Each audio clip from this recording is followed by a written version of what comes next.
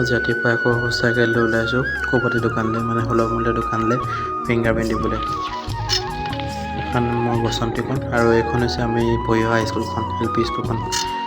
দাদা মই বা সুধিলে ইয়াতে পঢ়া। এইফালে গৈ আছোঁ, পামগৈ আৰু বেছি দূৰ নাই। চাউল আনিবৰ কাৰণে ফিংগাৰ প্ৰিণ্ট দিব লাগে নহয় আকৌ আজিকালি। এইফালে গৈ পাই ফিংগাৰ প্ৰিণ্ট দি আহিলোঁগৈ। আহি পিনি চাহকাপ খালোঁ, যিহেতু ৰাতিপুৱা শুই উঠি চাহ খোৱা নাছিলোঁ। শুই উঠিয়ে মই লগালগ গৈছিলোঁ বাৰু ফিংগাৰ প্ৰিণ্ট দিবলৈ। বোলে চাহ বনাই ল'লোঁ, চাহকাপ বনাই এনেকৈ খাই লওঁ। আৰু আজি আছে নিমকি অৰ্ডাৰ, 100 নিমকি অৰ্ডাৰ আছে, সেইখিনিও বনাব লাগিব। এইফালে মই নিমকি বনাব লাগি গ'লোঁ। প্ৰায় আধা আধি হ'লেগৈ আৰু কেইটামান আছে। আজি মিনি ব্লগটো ইমানতে সামৰিছোঁ। অন্য এটা মিনি ব্লগত লগ পাম। ধন্যবাদ। জয় অসম।